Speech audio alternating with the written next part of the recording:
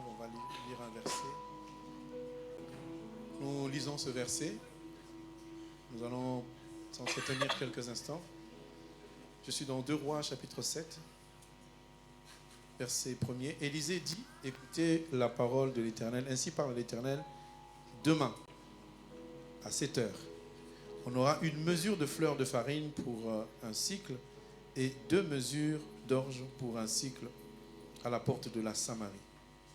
L'officier, sur la main duquel s'appuyait le roi, répondit à l'homme de Dieu, quand l'Éternel ferait des fenêtres au ciel, pareille chose arriverait-elle? Et Élisée dit, tu le verras de tes yeux, mais tu n'en mangeras point. Il y avait à l'entrée de la porte 4 lépreux qui se dirent l'un à l'autre, quoi? Resterons-nous ici jusqu'à ce que nous mourions? Si nous songeons à entrer dans la ville, la famine est dans la ville et nous y mourrons.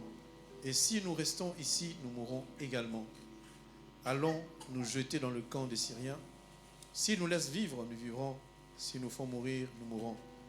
Ils partirent donc au crépuscule pour se rendre au camp des Syriens.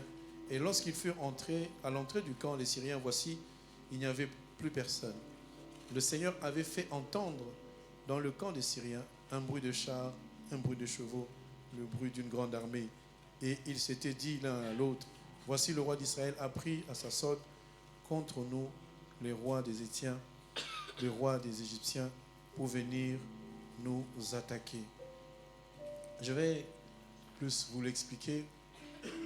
Le peuple d'Israël était en captivité, ou du moins était encerclé par l'armée syrienne, qui les oppressait, qui les empêchait de faire du commerce, de sortir, d'acheter, de vendre. Ils étaient vraiment environnés. Et si vous lisez encore le 2 Rois 6, vous verrez qu'à partir de verset 25, c'est écrit, il y eut une grande famine dans la Samarie, et ils serèrent tellement qu'une tête d'âne valait 80 cycles d'argent et 4 cabes, et la fiente de pigeons 5 cycles d'argent. C'est-à-dire qu'on vendait même la fiente de pigeons. Vous voyez, les excréments de pigeons, on les vendait tellement il y avait la famine. Le peuple d'Israël était encerclé. Et comme ils étaient encerclés, vous savez, comme la loi économique dit que par la rareté, l'offre qui baisse, la demande qui augmente, il y a une inflation, c'est-à-dire que les prix vont augmenter. Les prix ont tellement augmenté que même il y a une histoire qui se raconte qu'une femme a dit, bon, comme on a faim, on va faire un deal, c'est ce qu'on appelle la tontine. On va manger mon enfant aujourd'hui, demain on mangera le tien. Et l'histoire, vous la connaissez, quand on a eu mangé le premier enfant, la deuxième femme, le deuxième jour, elle a dit non, moi je ne donne pas mon enfant parce que c'est le mien. Donc c'était une situation très critique dans laquelle personne ne savait, personne ne pouvait imaginer que la solution puisse venir ce jour-là. Mais comme il y avait un prophète, Élisée, il a dit, demain, à cette heure-ci, nous aurons à manger. Et il y aura tellement à manger que vous pouvez acheter à un prix très bas. Et il y avait l'officier du roi qui disait, prophète, je sais que tu es prophète de Dieu, mais là, si ça se fait, franchement, c'est qu'il y a des écluses des cieux, c'est qu'il y a une porte au ciel. Et l'homme de Dieu lui a dit, puisque tu doutes, tu verras et tu ne mangeras pas. Bien aimé, les choses de Dieu, il ne faut jamais douter. Dieu connaît les moyens qu'il doit faire. Dieu est le créateur. Aujourd'hui, ta situation semble difficile et tu la prends comme si c'était la situation la plus pire qui existe, que d'autres n'ont pas vécu. Tu es le seul à souffrir. Mais j'aimerais te dire, quand tu souffres, Jésus est dans ton cœur. Ta souffrance, tu la sens moins que lui, parce que lui, il sait c'est quoi la souffrance. Des fois, on est là, on croit que Dieu n'entend pas, Dieu n'écoute pas. Dieu est un Dieu qui écoute. Au fin fond de ton cœur, dans ton lit enfermé, sous ta couette ou dans ton oreiller où tu pleures à cris et tu te dis que personne ne t'entend, il y a quelqu'un qui t'entend qui s'appelle Jésus-Christ. J'aimerais te dire une chose. Si on lit la Bible, vous allez voir, la plupart du temps, les enfants d'Israël sont souvent soit en captivité, soit encerclés, soit opprimés, soit dans une certaine dépendance. Pourquoi cela? Parce que si tu crois au Seigneur Jésus-Christ, tu deviens ennemi du monde. C'est que le diable cherche chez nous, c'est cette présence que nous avons de Christ. Souvent nous nous trompons de cible, on se dit, oui mais pourquoi l'autre m'a fait du mal? Mais en réalité, c'est le diable qui veut te sortir de ta grâce. Parce que tu es venu sur terre en ayant une grâce que Dieu t'a donnée. J'aimerais t'encourager. Ce n'est pas par hasard que tu es sur la terre. Dieu ne s'est pas trompé pour dire va sur la terre. En plus, il ne s'est pas trompé pour que tu entres dans l'église. Quand tu entres dans l'église, sache que c'est l'amour de Dieu. Dieu peut t'empêcher de 1000 manières pour que tu viennes. Mais j'aimerais t'annoncer ce matin que Dieu t'aime. Je sais que beaucoup de personnes, ils s'enferment dans j'ai péché, j'ai fait du mal, j'ai avorté. Nous ne sommes pas en train d'encourager le mal, ni d'encourager le péché. Mais nous sommes en train de dire que si jamais tu as un poids sur ton cœur, d'un péché que tu te reproches, tu te dis, mais qui pourra m'enlever ce péché? Sache que Dieu n'est pas comme un homme. Dieu est un Dieu qui pardonne. Dieu est un Dieu qui pardonne. Je vous remets toujours à l'esprit de voir, quand tu es père et que tu as des enfants, quand un enfant a fait une bêtise, la plus grosse bêtise, c'est quoi? Je dis souvent, c'est la main d'un enfant de 4 ans plongée dans un Nutella. Vous voyez le spectacle que ça fait. Et pour cacher son forfait, il va essuyer sur le fauteuil de maman. Il va peut-être mettre sur les murs pour qu'on ne sache pas que c'est lui.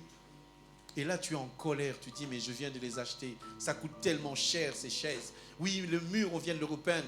C'est tellement cher que ça m'a coûté. L'artisan m'a pris de l'argent. Mais c'est ton fils qui l'a fait. Est-ce que tu vas le couper en morceaux? Est-ce que quelqu'un est capable de chasser son fils de 4 ans et dire « Sors de ma maison ». Tu es capable de faire ça?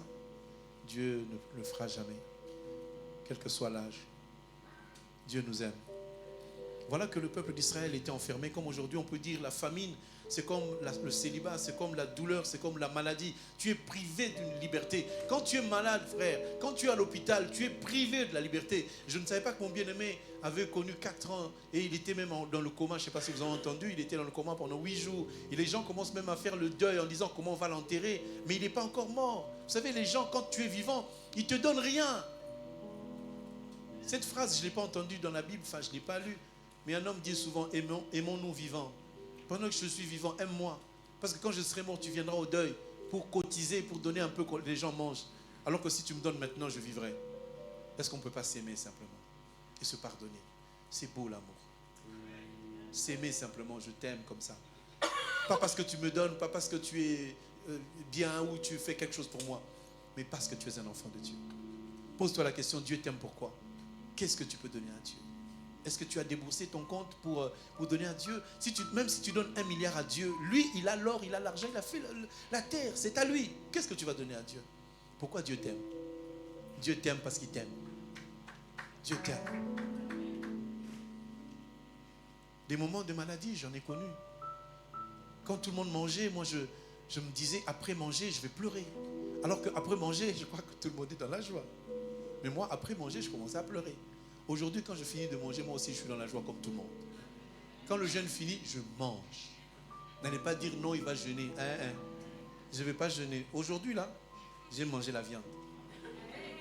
Nous nous sommes privés de la viande toute la semaine, non? Il y a des gens, je soupçonne qu'il y a des gens qui ont mangé. Mais ce n'est pas grave. Vous savez, je l'ai dit même dans la semaine. Pasteur, est-ce qu'on peut manger la quiche? Est-ce qu'on peut manger la pizza? Est-ce qu'on peut manger les œufs? On avait dit légumes. Il y en a qui nous ont trouvé le légume en disant l'œuf, c'est quand même un légume. Oui, sur l'arbre du coq, on a bien vu. On a vu un arbre qui s'appelle la grosse poule, on a cueilli, on a fait oui. Mange. Dieu nous aime. Tu sais, quand ton fils est en train de dire maman, tu sais ce qu'il a fait. Comment tu sais? Tu devines, tu sais que cet enfant a fait un forfait. Quand il te regarde comme ça, tu sais que qu'est-ce que tu as fait? Dieu nous connaît.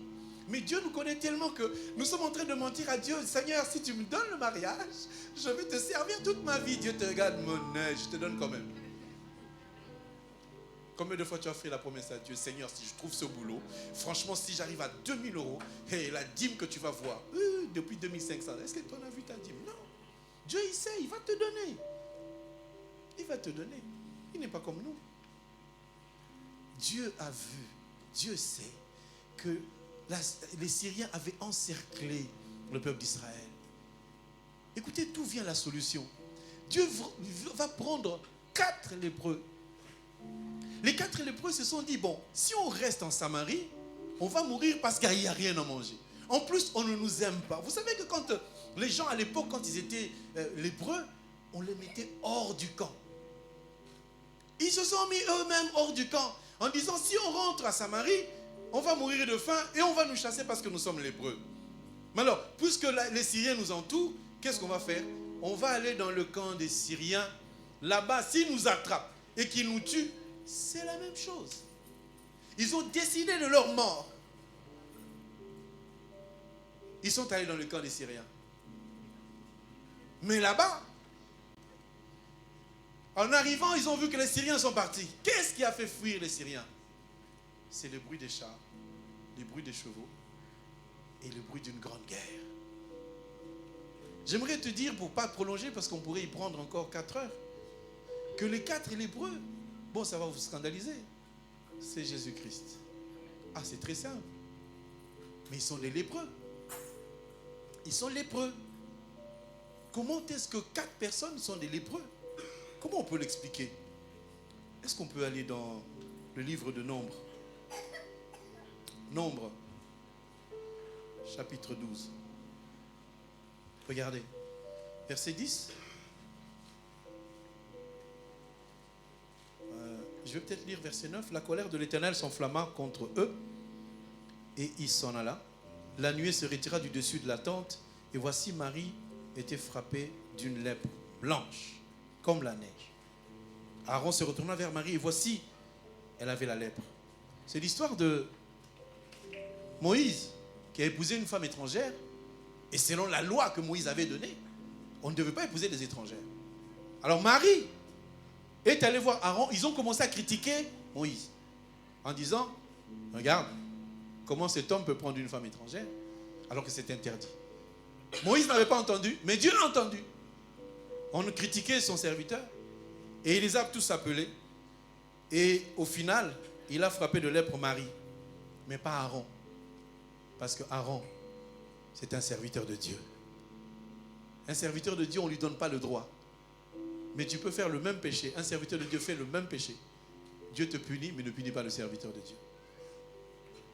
Je ne sais pas si c'est une faveur, mais Dieu attend toujours les serviteurs de Dieu à la fin pour lui dire, je ne t'ai jamais connu. Mais nous, en tant qu'enfants de Dieu, nous respectons les hommes de Dieu. Amen, amen. Alors maintenant, Moïse va crier à l'Éternel. Il demande à Dieu, mais qu'est-ce qui se passe? Verset 13, dans Nombre chapitre 12. Et Moïse crie à l'Éternel en disant, oh Dieu, je te prie, guéris-la. Verset 14, et l'Éternel dit à Moïse, si son père lui avait craché au visage, ne serait-elle pas pendant 7 jours un objet de honte qu'elle soit enfermée 7 jours en dehors du camp, après quoi elle y sera reçue. Amen, amen. Est-ce que tout le monde comprend? Est-ce que vous vous souvenez qu'on a craché sur Jésus-Christ? Tout le monde se souvient. Mais pourquoi on lui a craché dessus? Parce que c'est écrit. Pour que Marie devienne lépreuse, il fallait qu'on lui crache sur le visage. Donc le fait de cracher sur le visage de Marie témoignait que Marie a obtenu la lèpre parce qu'on lui a craché sur le visage. Maintenant, Jésus, corporellement, quand il est venu, il n'avait pas la lèpre, tout le monde le sait. Mais quand on l'a eu craché sur le visage, ça signifie qu'il est devenu lépreux. Voilà pourquoi je vous dis que les 4 lépreux, c'est l'image de Christ. Mais Christ en 4 bras. Genèse chapitre 2, verset 10. Est-ce que vous êtes toujours là? Genèse chapitre 2, verset 10 me dit ceci. Un fleuve sortait de l'Éden pour arroser le jardin et se divisait en 4 bras. On a vu 4 lépreux, mais on s'est dit c'est une seule personne. Pourquoi? Parce que dans le jardin d'Éden, il y a un fleuve. Un fleuve qui sortait et qui se divisait en 4 bras. Pourquoi je parle du fleuve? Parce qu'il y avait un fleuve qui s'appelle le Jourdain. Vous connaissez le Jourdain? Et il y a un homme qui s'appelle Naaman. Il fallait qu'il entre où? Dans le Jourdain pour que sa lèpre s'enlève, n'est-ce pas? Mais ce fleuve-là, Jourdain, s'est divisé en 4. Je pensais pas le Jourdain, mais le fleuve en soi, c'est un homme qui se divise en 4. C'est Jésus-Christ qui vient, qui se multiplie. On vient lui expliquer par Matthieu, on lui explique par Marc, on lui explique par Luc, on lui explique par Jean. Amen, amen. J'aimerais que tu comprennes que quand on dit que 4 lépreux sont entrés dans le camp des Syriens, Et grâce à ces 4 lépreux, la famine qui était en Israël s'est arrêtée parce que les 4 lépreux sont allés dans un endroit pour permettre à ce que le peuple d'Israël mange. Donc le peuple d'Israël a été nourri par des personnes impures. Christ à la croix, il n'est pas devenu pécheur, mais il est devenu péché. Donc il a porté la malédiction comme il a porté la lèpre. Dieu nous montre qu'en toutes circonstances, il est capable. Parce que comment pouvons-nous imaginer que le Dieu Tout-Puissant passe par quelqu'un d'impur pour nous nourrir? Mais si tu vas dans la parole, tu verras que Élie, quand il était dans le Torah, on lui a envoyé quoi? Un corbeau, qui était un animal impur, pour le nourrir.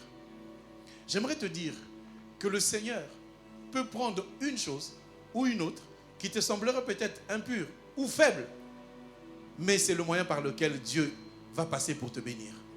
C'est pour cela que nous ne devons rien négliger. Dieu a déjà tout mis en place. Dieu a déjà organisé la chose pour que lorsque toi tu vas arriver au moment, à l'endroit, à l'heure que Dieu a prévu, que la chose te soit accordée. Beaucoup se disent, oui, Dieu ne m'écoute pas, Dieu ne m'entend pas. Pourquoi ça traîne? Ça ne traîne pas. Parce que chaque chose a son temps. Nous sommes en France. Vous êtes tellement habitués à avoir des tomates en hiver que vous pensez qu'on plante des tomates en hiver. N'est-ce pas? Les tomates, on les plante quand? C'est en été. Mais pourquoi nous avons des vraies tomates en hiver? Parce que le diable est passé par là. Pour vous dire que vous pouvez manger des tomates en hiver parce qu'il y a des serres. Dieu dit qu'il est l'Éternel Dieu des armées. Lorsque il a rencontré Marie, il a vu Marie, à ses 14 ans, il a dit, tu seras enceinte. Marie a dit, j'ai pas d'homme dans ma vie. Tu seras quand même enceinte. Là où les médecins ne savent pas faire, sache que Dieu sait faire. Les médecins passent 7 ans, 10 ans, 15 ans aux études pour apprendre comment ton corps fonctionne. Mais c'est lui qui s'appelle Jésus, n'a pas mis 10 ans. Il a dit que l'homme soit. Il connaît l'homme de la tête aux pieds. Les médecins disent que tu ne vas pas vivre dans 2 ans, tu vas mourir. Je vous dis toujours comme ça. Moi, à 17 ans, on m'a dit dans 2 ans, je suis là. Et je crois que les médecins qui m'avaient dit ça n'existent plus. Je ne suis pas allé vérifier, mais il était vieux, ce monsieur-là. Il a fait des grandes études. Il avait des lunettes comme ça. Mon fils, tu meurs dans 2 ans. C'était la seule consolation que j'avais. Fais tes bagages, dans 2 ans, tu pars. Des fois, quand j'entre chez les médecins, il y a beaucoup de médecins maintenant qui me connaissent. Surtout quand j'amenais les enfants. Je vais voir une dame. Je vais voir pour mes enfants. Il me dit, Monsieur Kabongo, de toute façon, vos enfants sont très malades. Vous allez revenir encore. J'ai entendu revenir encore. J'ai dit, madame, excusez-moi, vous dites que je vais revenir avec mes enfants. Oui, ils vont tomber encore malades. Je lui ai dit, au nom de Jésus-Christ, je ne reviendrai plus avec vous. Je suis parti. Je ne suis plus jamais allé. Le jour où un de mes enfants est tombé malade, je suis allé pour voir le médecin. On m'a dit qu'elle est décédée. Parce que vous allez chez le médecin vous dit que vous allez mourir. Au nom de Jésus, je ne mourrai pas. Parce que celui qui tient ma vie s'appelle Jésus-Christ. Quand bien même je serai dans le coma, vous faites le deuil. On va me ressusciter pour voir. Déjà dans ta famille, ils ont programmé que tu vas mourir en 2024, n'est-ce pas? Tu es en 2025, non? Ils doivent changer leur calcul. Ils doivent changer. Ils avaient prévu que tu vas rester célibataire à vie. Il y a déjà quelqu'un qui s'approche. Et bientôt, on va célébrer le mariage. Bien aimé, il y a des mariages que nous allons célébrer, non pas parce que oui, voilà, la sœur, elle a trouvé. Nous allons non seulement célébrer que parce que quelqu'un est venu te chercher en mariage, mais nous allons aussi célébrer parce que les sorciers, ils ont échoué. Chaque fois qu'on amène un enfant pour bénir, je suis en train de le bénir de ma voix, mais dans mon cœur, je suis en train de dire à Satan, tu as encore lamentablement échoué, parce que cet enfant va vivre. Oh non, les enfants, c'est... oui, les miens, je les ai amenés à l'église, ils avaient 2 mois, 3 mois. Ça a tapé là-bas. Comme les Congolais aiment bien taper. Merci mon frère, toi tu tapes moins fort. Les Congolais, ils tapent là-bas, je ne sais pas, ils sont fâchés. Les enfants à côté du baffle. Ils ont des oreilles qui entendent jusqu'à maintenant, ça va bien. Il t'arrivera que ce que tu crois. Dieu est capable de faire au-delà de ce que tu crois. Ce ne sont pas les études qui vont te faire réussir, c'est la gloire du Seigneur. Amen. Ne te sens pas diminué. Déclare seulement, je suis un enfant de Dieu, je serai la tête et non la queue. Dieu va te prendre dans ton entreprise, il te mettra à la tête comme tu le désires. La solution ne viendra pas d'un homme, je connais quelqu'un, un oncle. Heureusement qu'on est en Europe, il n'y a pas de corruption. C'est ce que je dis souvent. Il n'y a pas de corruption en France, hein? Il n'y en a pas. Non, il n'y a qu'au Congo. Non, en France, il n'y a pas de corruption. Il n'y a pas de non, je connais un oncle. Même si ton père est maire, tu n'auras pas de boulot. Même en France, il y a trafic d'influence. Tu connais quelqu'un qui connaît quelqu'un qui connaît quelqu'un, on te donne le travail. Mais toi, tu connais personne. Qui va te donner le travail? Tu sais, il y a des gens quand même, hein, ils espèrent que quelqu'un qui ne connaît pas. Mais nous, comme on n'a pas de relation, nous avons la meilleure relation qui s'appelle Jésus-Christ. Je prends mon CV, je le dépose au nom de Jésus. La personne prend mon CV, il met dans la poubelle. Quand il revient le lendemain, il y a une main puissante qui tient sa main, qui va prendre dans la poubelle, qui met sur la table. Il lit le CV, il n'est pas bon, mais je l'appelle quand même. Oh, bonjour, ça va? Non, mais moi, venez, je vous embauche.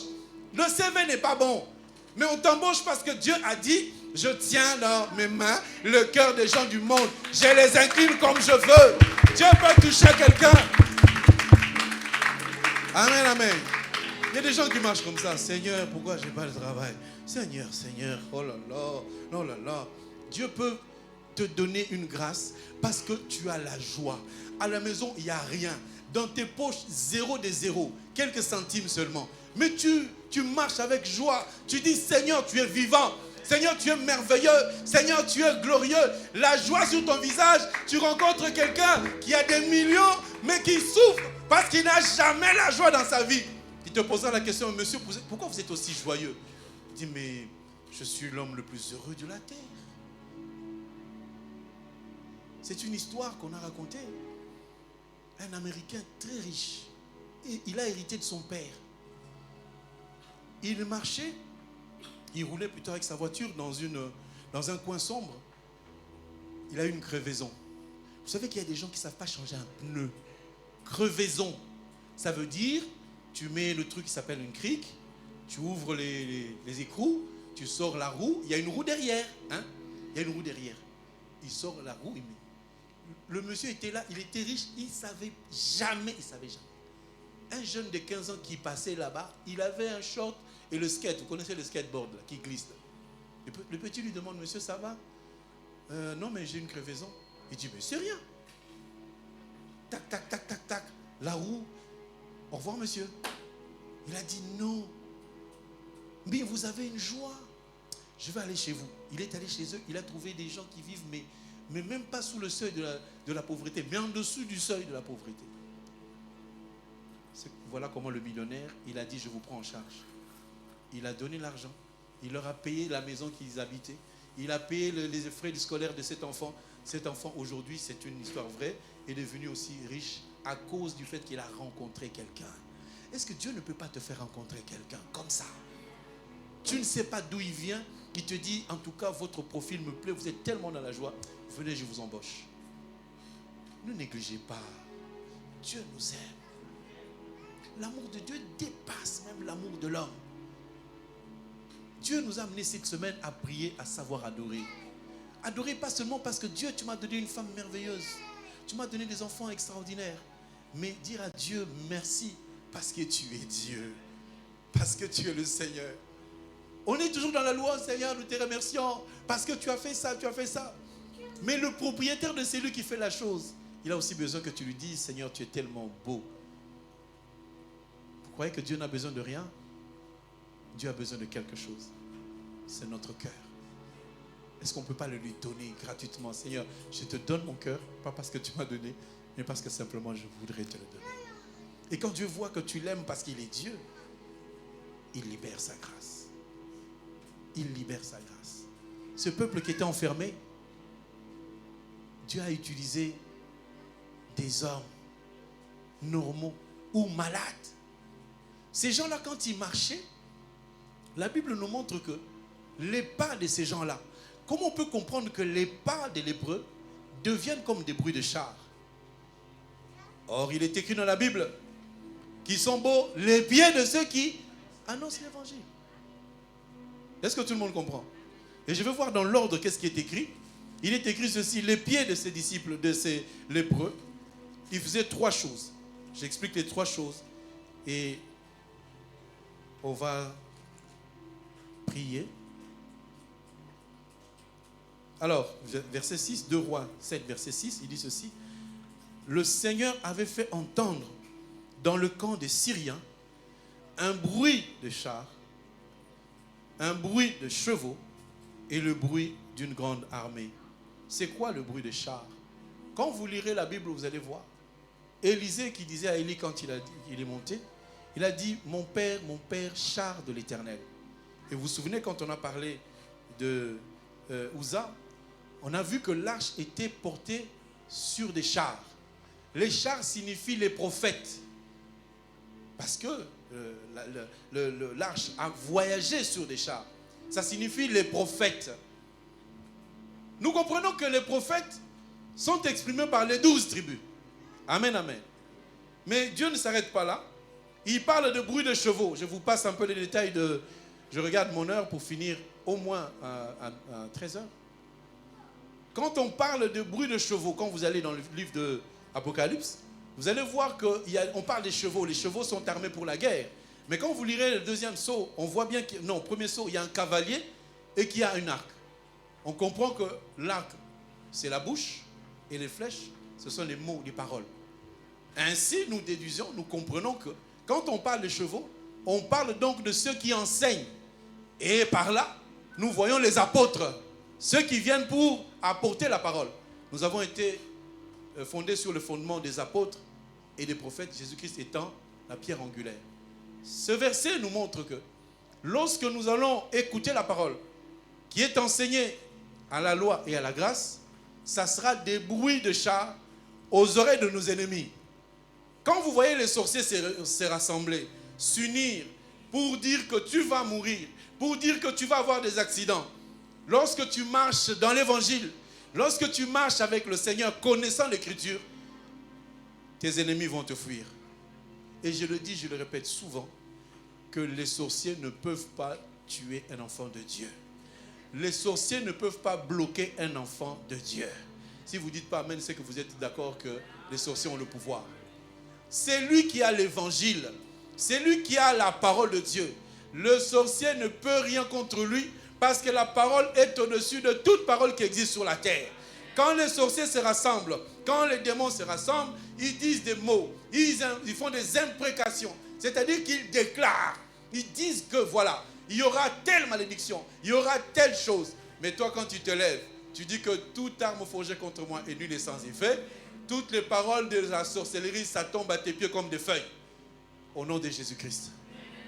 Ainsi, tu comprends que Jésus est passé par la faiblesse, par une forme d'impureté, pour nous donner la force. La force que nous avons, c'est Dieu qui nous l'a donnée. Nous n'étions pas des Juifs de naissance. D'ailleurs, nous ne le sommes même pas. Si tu me regardes comme ça, là, tu vois la tête de Lévi.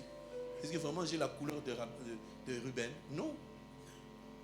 Mais c'est que vous avez bien vu qu'il y a un officier qui a dit ça ne se fera pas. Cet officier-là, c'est Israël qui a refusé l'évangile, qui a refusé Christ. On a dit il est allé vers les siens. Les siens ne l'ont pas reçu. Mais à tous ceux qui l'ont reçu, je suis tous ceux qui l'ont reçu. Est-ce que tu as reçu Christ dans ta vie? Est-ce que tu as reçu Christ dans ta vie? Alors si tu as reçu Christ dans ta vie, n'aie pas peur. Tout ce que tu demandes, Dieu te l'accorde. Amen, amen. J'aimerais te dire encore une chose pour terminer. Ma pensée à moi, c'est quoi? C'est que chaque fois que Dieu me donne une pensée dans ma tête, une pensée entre guillemets positive, quand j'ai une idée de bonheur qui m'arrive, je me dis toujours, ce n'est pas moi. C'est Christ qui met ça dans mon cœur. Alors à tous ceux qui sont négatifs, tous ceux qui pleurent, tous ceux qui se lamentent, je vous dis, changez votre façon de faire les choses. Il ne te sera fait que selon ta foi. Dieu nous a donné une bouche tellement puissante que si tu dis que telle chose va t'arriver, ça va t'arriver comme tu le dis. Ça va t'arriver comme tu le dis. Alors pourquoi tu te déclares malade? Vous avez même fait une association des malades. Tu te consoles avec les malades du même genre que toi. Vous faites un groupe WhatsApp. Comment tu te sens? Ta maladie, elle est comment? Non, moi, elle te fait comme... Ah, moi aussi. Il faut détruire ce groupe WhatsApp-là. Le groupe des malades. Il y a même un groupe de célibataires. Amplifié par des pasteurs en disant, je rassemble tous les célibataires, on va essayer de partager. C'est un escroc. Oui. Comment tu peux rassembler les célibataires en plus que des femmes pour parler avec elles, pour dire non, mes soeurs, vous inquiétez pas, Dieu va agir. En attendant, moi je suis là. Il faut sortir des groupes comme ça. Il faut les dénoncer. Association des malades, association des anciens d'eux. Vous êtes les anciens d'Njili. Ok. Vous êtes les anciens de Kinshasa. D'accord. Mais à Kinshasa, vous étiez quoi? Des pauvres. Vous étiez quoi? Des hommes sans valeur. Donc vous vous associez en sans valeur. Dieu dit, ne vous souvenez plus des effets passés, non? Amen. Laisse le passé chez le passé. Je ne suis plus camerounais. Je ne suis plus congolais. Amen. Je suis devenu enfant de Dieu. Amen. Alors je m'étonne encore qu'il y ait des églises dans lesquelles le pasteur dit, ici c'est le Congo. Non, ici c'est pas le Congo. Ici c'est la parole de Dieu. Nous devons vivre en regardant devant, pas derrière. Même si les véhicules ont des rétroviseurs. Si nous on pourrait en avoir, ce n'est pas pour regarder le mal, mais c'est pour se souvenir d'où je viens. Parce que quand tu regardes dans le rétroviseur, c'est pour un intérêt. Pour voir s'il y a un véhicule qui arrive. N'est-ce pas? Mais si tu continues à regarder dans les rétroviseurs et tu es à 140 à l'heure, qu'est-ce qui va t'arriver? Je parle à tous ceux qui sont négatifs, qui regardent toujours dans leur passé. Je n'ai pas eu ça, j'ai pas ça, je suis malade, ça fait 15 ans, je suis ceci. Ça, c'est les rétroviseurs. Tu vas te cogner. Le rétroviseur est fait pour regarder, pour contrôler combien de secondes? 1, 2, 3. C'est fini. J'étais malade, j'étais célibataire, j'ai échoué. C'est fini. Regarde devant toi. Conduis en regardant devant. Il y a des gens qui conduisent comme ça en regardant le rétroviseur. Je suis, non mais je m'en sors pas, non mais j'ai pas de travail, non mais tu vas te cogner. Regarde devant. Dieu a dit, j'ai des projets pour quoi? Pour l'avenir ou pour le passé?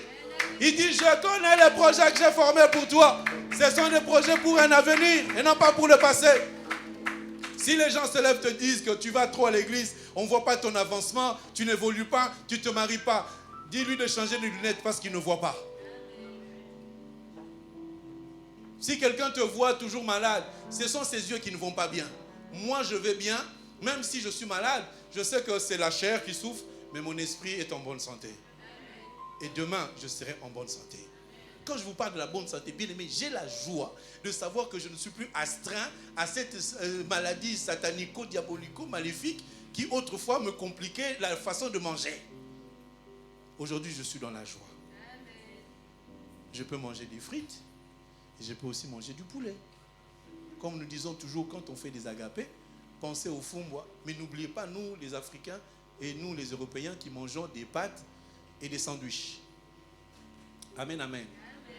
Dieu nous aime. J'aimerais aussi corriger enfin pas corriger.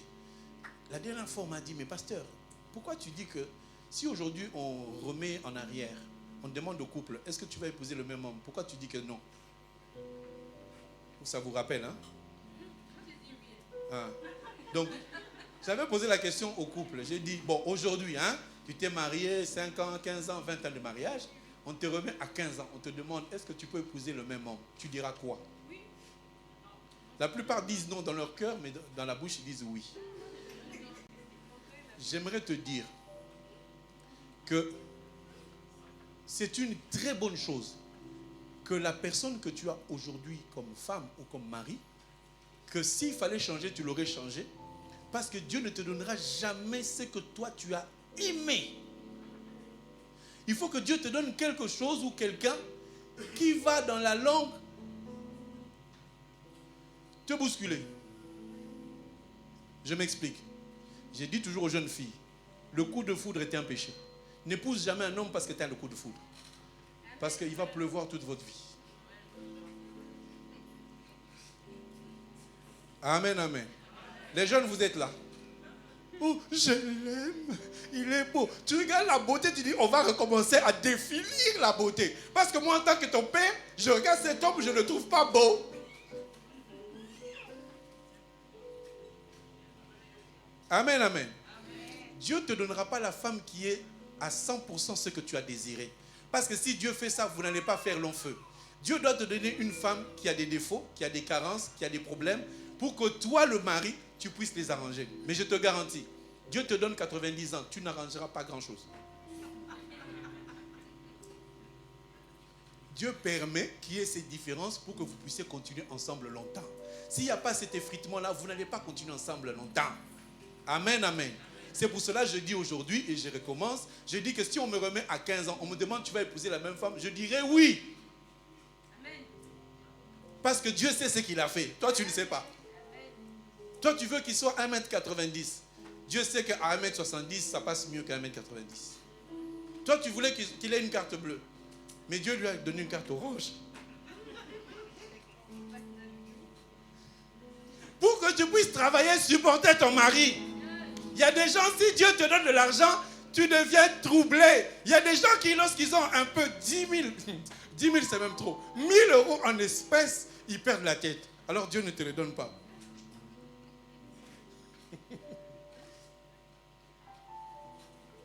C'est parce que Dieu nous connaît.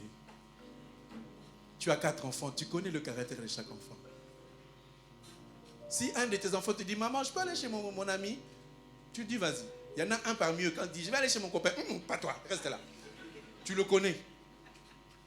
Quand il va aller là-bas, là, on va t'appeler. Tu connais ça, espiègle. Reste là. Maman, pourquoi moi je ne sens pas les autres, ils sortent, vous ne m'aimez pas. On t'aime, c'est parce qu'on te laisse assis à la maison. L'amour d'une mère, c'est protéger sa fille, n'est-ce pas? Des fois, si Dieu ne te donne pas, c'est parce qu'il te protège. Il te donnera en temps utile quand tu vas grandir. Ne nous décourageons pas. On a fait 1 semaine de jeûne et prière. Moi, j'ai la certitude que non seulement Dieu nous a bénis, mais Dieu va encore rajouter. La sœur Andrea qui prophétisait tout à l'heure, disait de la bouche du Seigneur en disant, Dieu nous a guéris. Amen, amen. Dieu est en train de guérir. Et il a aussi précisé, même les enfants. Mais vous, quand on vous dit ça, oui, mais c'est la sœur qui a parlé. Non, c'est Dieu. Ça te fait quoi de saisir cette parole pour dire, Dieu m'a dit aujourd'hui, je suis guéri. C'est fini la maladie. Parce que quand Dieu te crée, il ne te crée pas avec la maladie. La maladie, elle ne reste pas chez toi, sauf si tu chaque fois te répètes, et c'est fini la maladie, c'est fini. Débarrasse-toi de la maladie. Si Dieu a envoyé des lépreux, c'est pour montrer que même dans la faiblesse, Dieu est capable de te bénir. Bien-aimé, nous avons jeûné pendant 1 semaine. Nous n'avons pas vu la couleur des viandes. Maintenant, tu te dis donc, malgré ces 1 semaine-là, Dieu n'a pas béni. Non. Je déclare ce matin en tant que son prophète, tout le monde est béni au nom de Jésus-Christ. Est-ce que tu peux dire Amen? Dieu t'a béni au nom de Jésus. Est-ce que tu peux vraiment l'acclamer? Dieu t'a béni au nom de Jésus. Dieu t'a béni au nom de Jésus. Si tu acclames, tu es en train de déclarer la maladie, c'est fini. Si tu acclames, tu dis le problème c'est terminé. Au nom de Jésus.